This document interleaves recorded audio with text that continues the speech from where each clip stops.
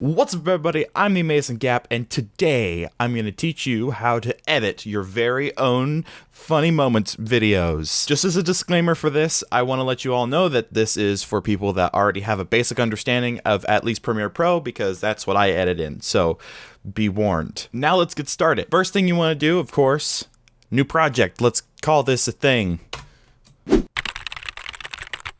Perfect. I love it. Next thing that you want to do is grab your footage. Luckily for me, I have it right here. Wow, I'm so organized. Great. Now that you have the footage, you're going to want to put in your gameplay in first so that your sequence settings will be saved to whatever you have. Since I record in 1080p 60 and my webcam is in 1080p 30, I want to make sure that my gameplay goes in first so it saves all across the entire thing. Now, after you've dropped in your footage for your gameplay, you're going to want your audio as well, because that's kind of important. There it is. Okay, so since I do this thing where I record my audio and my webcam separately, I'm going to have to sync them. But amazingly, I don't have to do it by hand, which takes so long. So all you have to do is find what your first webcam footage is. For me, my phone kind of cuts off at 30 minutes and stuff, so I kind of have to just go with the first one that I recorded. I'm going to go with this one. Make sure you have both of them selected. I just did shift for some reason. Hold control and click on both of them.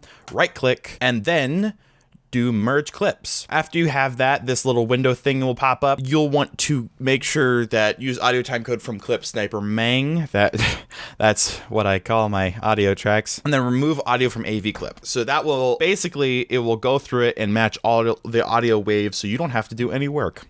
Easy peasy. You press OK, it will start to process, and it will create a new clip in your thing with all of it merged. Now that we have that, we're going to drop it right into the timeline. Next, I sync the footage, since I don't use something like Elgato or something like that, which just basically puts them both together. They're recorded at the exact same time. I use a different method to sync them up. I basically turn on Audacity while I clap a bunch of times, and then I sync it up with the audio wave later. So first thing we're going to do to sync this up, we're going to hide output for the webcam footage. We're going to go to where I have Audacity recorded in the gameplay. We're going to go to the point right before the clap shows up in the audio bars. I forget what they're called. And just a quick tip, if you sync the way I do, the clap audio waves will look very similar to that if you clap the right way. Claps will always normally come out the same way, so what I like to do is go frame by frame, and as you can see, even though my freaking mouse cursor was covering it up, you want to go the frame before the audio levels spike up a lot, and it looks to be right about there. So now what you're going to want to do is cut right there on your gameplay footage, because that means I don't have to keep my time code right there or anything like that. No, we're just going to move that video clip to the very end. There we go. Now we're going to look at the audio waveforms of the footage itself, which right there you can easily see is where I clap. So we're just going to go right over there. And since I did one frame in front of when the clap started, all I have to do is go one frame before the audio starts of the clap, which seems to be, I'm going to say, here, just because it doesn't work out flawlessly. So we're just going to delete the rest of that, have it go to the start, and bam. How do I do Bam. that? For the most part. I think that'll have to be changed, but it will be different every time. You just got to play it by ear. We'll move on. It works for the most part. Next thing you want to do is resize your webcam to fit within the gameplay. So a great place to start is near the middle of the footage, and then you want to start to resize your clip. So click it, go into effects controls, scale it down. Ooh, wow. And bam. For the most part, you want to move it to the top left corner. That's what I do. But not every game will support something like that. Sometimes there's like a radar at the top left or something like that. Sometimes there are things on both corners of the top, so you'll want to move it to the bottom left or something like that. Play it by ear, make sure that you're not covering up anything important, and you'll be okay. But for the most part, I put it up at the top left. Next, we grab something, an effect called crop, plop it in there. Since we're on the top left, the right side of the clip is gonna be really large. You can see right there, see that Kingdom Hearts poster? I love you. We're gonna wanna cut that out. Aw, sad. So you go to the right percentage, click and hold on it, and then move to the right until it pretty much is good. That looks about good. But for me, I don't like having my webcam being so tiny. People probably hate me for that, but I want to scale that up. That looks about good. Bada bing. Perfect. That looks great. Now that we have the webcam resized and cropped a little bit, we're going to want to make the transition between the edge of the webcam and the gameplay a little bit more smooth and look more natural.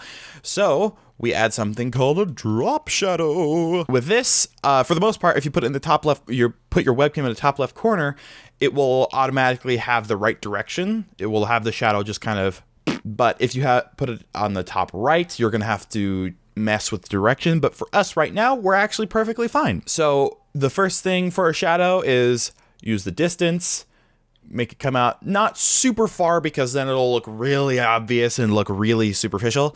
But with this, I think like 25% looks about good.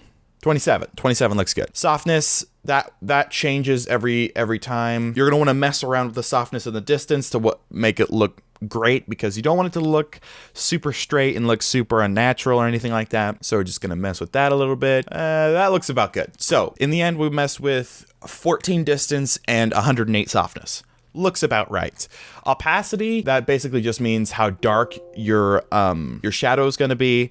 I usually leave it at 50%, but you can mess around with it, make it look darker, make it look lighter. 50% usually looks okay. It will still look natural, but people won't necessarily know why, and that's perfect. That's exactly what you want. Great. Now that you have your webcam and your gameplay completely set up, you're ready to edit. Now, how do you start the edit, you might ask? Well, be creative. I feel like that's terrible advice, but that's kind of what I start off with. I listen to the first bit of the gameplay, and then I just like listen to it and be like, how can I make a creative intro with the tools that I have in the editing software? For the most part, I do a black screen with a PNG of the logo of the game that we're playing and do some sort of animation that I've picked up over time, and then bada bing, you're done. But I would urge you to do something more creative than what I do, because that's my thing. Not taking ownership of it, it's good to be creative.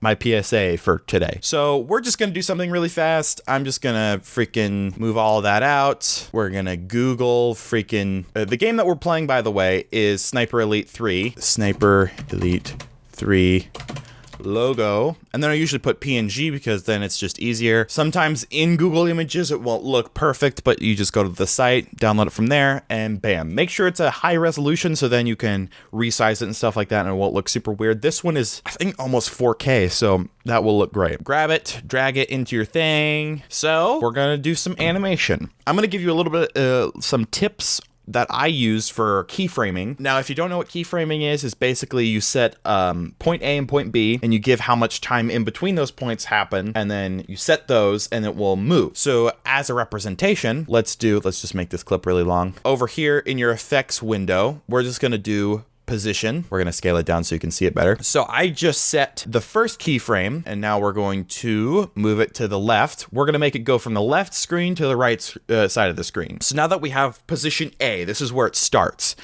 Let's say after 2.5 seconds, we're going to set another keyframe and move it all the way over to the right. Now that you have it all the way to the right, it should automatically do everything. If you have something messed up, don't ask me, I don't know. And then you play it. Wow, I love animation. Now you can do this with literally everything in the motion subfolder in any clip.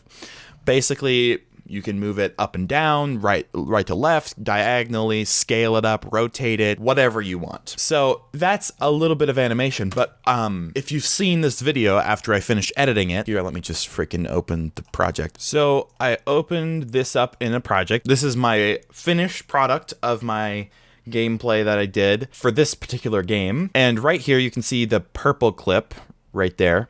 is where I did the intro. And this is what I'm going to teach you a little bit more animation. That first keyframe thing was just to introduce.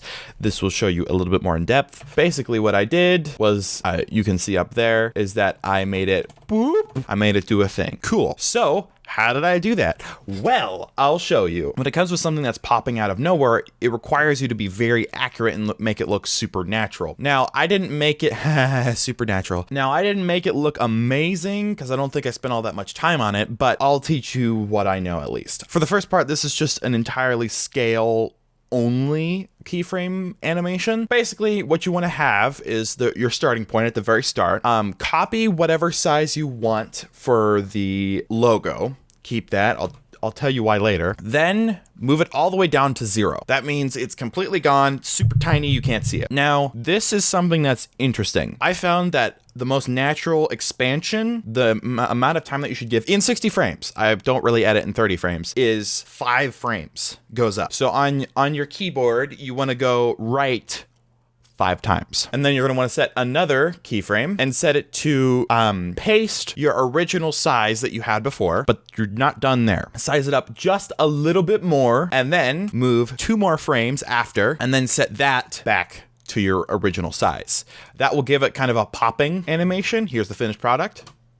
That's kind of what you want. It expands and then gets down a little bit back to your original size. You can use this for almost anything when you're introducing something. Motion blur works too for certain things if you want to move things quickly, but 5 frames, mostly, even if you're zooming in on things, 5 frames is the perfect amount of time for you to get an animation through. Next, how do you make your gameplay look interesting? Well, let me tell you, I use music. Why do I use music? Because it's cool, I guess. The 3 main sites that I use are Incompetech. This one is honestly the best one that I use. It has so much music. It is ridiculous. I wouldn't say all of it is amazing, but a lot of it is really good. Next is Audionautics. I only use a couple from this because I found that mostly it's not all that great for what I use it for. I prefer something that sounds a little bit more orchestral. He doesn't have a whole lot of those. So, and lastly, I use Ben Sound. Ben Sound also doesn't have a whole lot to it, but some of the songs are just great. Like I've heard Dahi Denogla, Markiplier, I think that's it. People use this music. Now with music, it's important not only to have good music that's to start off your intro that works well with how your intro starts, you also want music that works well with the commentary going behind it. So make sure that you watch ahead and then look through it and be like, okay, what all fits together and what kind of animation would fit with it also. Now I used, hold on, let me figure out which one I used. This is the one that I used. On Tiptoe. Okay. What I do usually for intros is that after the animation is done, I instantly start the music and then a few frames afterwards, I start the commentary after that. So we're just going to go to the frame just after the animation and we're going to have the music go there. Just to let you know, I usually keep the music at a pretty low level as far as audio levels go, just because it's not really super important for people to hear. It's just filler for whatever's not happening. So I usually keep it at a -7, but it varies between audio tracks because some are louder, some are quieter. So the range could be from -5 to -10. So just play around with it until you find the right audio. For this one, I believe -7 is what I used. Next is putting in the commentary afterwards. So that would be something like this. I'm not going to do it completely accurately because that would require me to do some forethought and stuff like that. And you know, I hate doing that. So basically what you want to do is hold shift and select both clips. You're going to want to right click and then press unlink. This will make sure all audio and video are completely unlinked so you can mess around with each one of them. Make sure that you do not move them out of place. You can extend them or make them shorter, but do not move them. If you do move them, make sure you can move them back, because if you move them, it will desync your audio and everything will just be horrible. So now that I have that disclaimer out of the way, I hold shift and click both of the video portions of both tracks, move them shorter a bunch, select all of it, move it closer to pretty close to where the music starts. So right there. So then after that, I only grab the video portions, I extend them to the end of the picture, and then It's something like that. So that's basically how I start videos. The rest is kind of up to you. It's all up to what kind of jokes you made in the video for you to edit them. You just got to be creative for the most part. I will tell you some things. If it's not funny or interesting or intense, I would not recommend adding it. If it's a conversation that leads into a joke, do indeed add it. If the conversation is really long and the joke isn't really that funny, I wouldn't recommend adding it though. It's something that you just kind of have to play with. Your video kind of has to flow. It has to make sense from point to point. So if you have like a big string of jokes, but then there's like a huge lull and stuff, you want to make sure that no one notices that there was a huge lull and that everything happened in succession and you guys are really funny, because you always want people to remember that you're funny. Now that we had that out of the way, the last thing that I want to give, which is something that I use almost every video, if you have a round, if most of your jokes are within a round of a multiplayer game, but you don't know how to transition between rounds, this is what I use. Let's just say it ends right at the end of the audio track. So we're just going to do it right here.